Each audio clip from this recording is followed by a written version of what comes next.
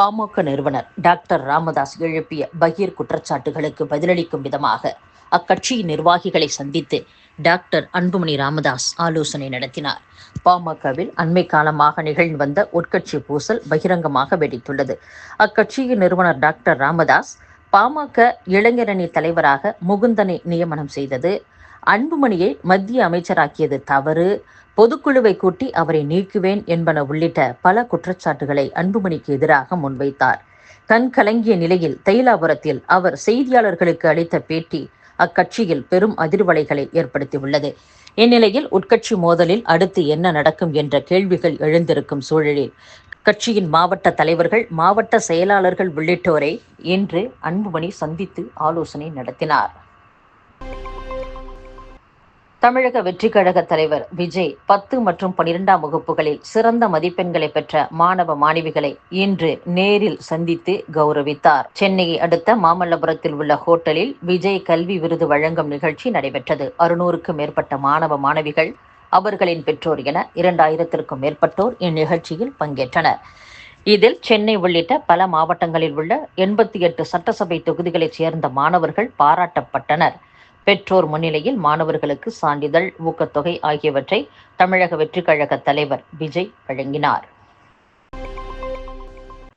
AIDS, புற்றுநோய், நீரிழிவு உள்ளிட்ட நோய்களை குணப்படுத்துவதாக விளம்பரம் செய்தால் கடும் நடவடிக்கை எடுக்கப்படும் என இந்திய மருத்துவத்தின் மாநில மருந்து உரிமம் வழங்கும் அலுவலர் எச்சரிக்கை விடுத்துள்ளார்.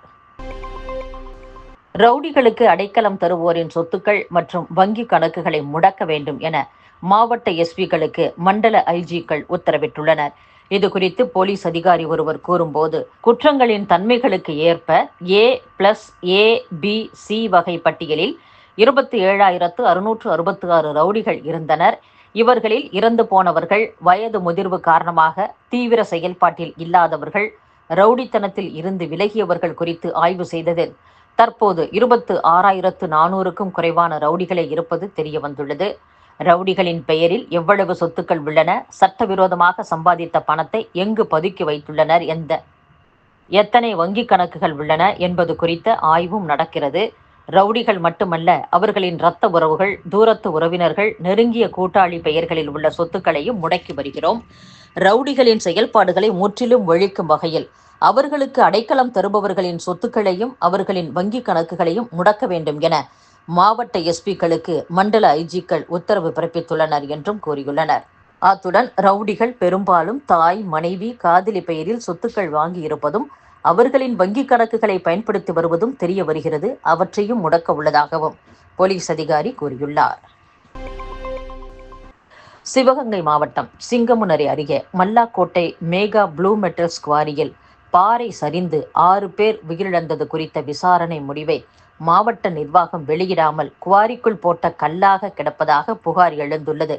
சிங்கமுனரி அருகே மல்லாக்கோட்டை மேகா ப்ளூ மெட்டல்ஸ் குவாரிக்குள் கடந்த மே 20ஆம் தேதி வெடி வைக்க குழி தோண்டிய போது பாறை சரிந்ததில் அதில் சிக்கி பொக்லைன் ஓட்டுநர் உட்பட 6 பேர் உயிரிழந்தது குறிப்பிடத்தக்கது. தமிழகம் மற்றும் புதுச்சேரியில் இன்று முதல் ஜூன் 4ஆம் தேதி வரை மழை பெய்யும் என்று வானிலை ஆய்வு மையம் அறிவித்துள்ளது.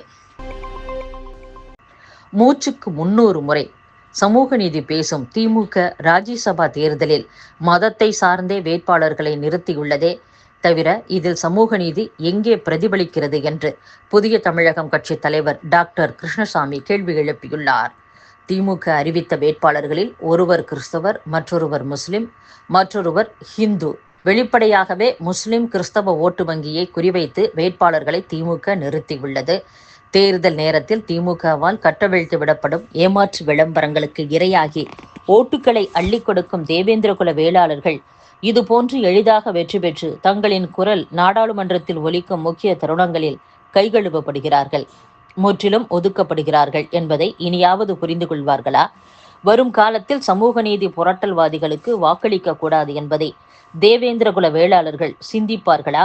அதிமுக தனக்கு உள்ள 2 வாய்ப்புகளை யாருக்கு கொடுக்க போகிறார்கள், எப்படி சமூக நீதியை கையாளப் போகிறார்கள் என்பதை பொறுத்திருந்து பார்ப்போம் என்றும் டாக்டர் கிருஷ்ணசாமி கூறியுள்ளார்.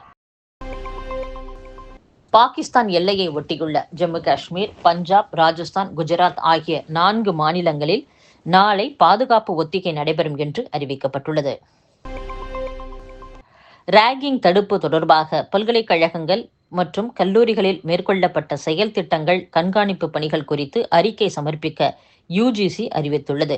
ஒட்டுமொத்தமாக ராகிங் தொடர்பாக எந்த ஒரு மாணவரும் பாதிக்கப்படாத வகையில் அது தொடர்பான குழுக்களையும் கட்டுப்பாடுகளையும் மேலும் வலுப்படுத்த வேண்டும். ராகிங் தொடர்பாக மாணவர்களிடம் பெறப்படும் புகார்கள், அது குறித்து ஆய்வு செய்வது, எடுக்கப்பட்ட நடவடிக்கைகள் குறித்து யுஜிசி தளத்தில் பதிவேற்றம் செய்ய வேண்டும் என்றும் தெரிவிக்கப்பட்டுள்ளது. மத்தியில் காங்கிரஸ் தலைமையிலான முந்தைய கூட்டணி ஆட்சியில் பாகிஸ்தான் மீது எத்தனை துல்லிய தாக்குதல் நடத்தப்பட்டது என்று மத்திய நிதி அதிகாரமளித்தல் துறை இணையமைச்சர் ராம்தாஸ் அத்வாலே கேள்வி எழுப்பியுள்ளார்.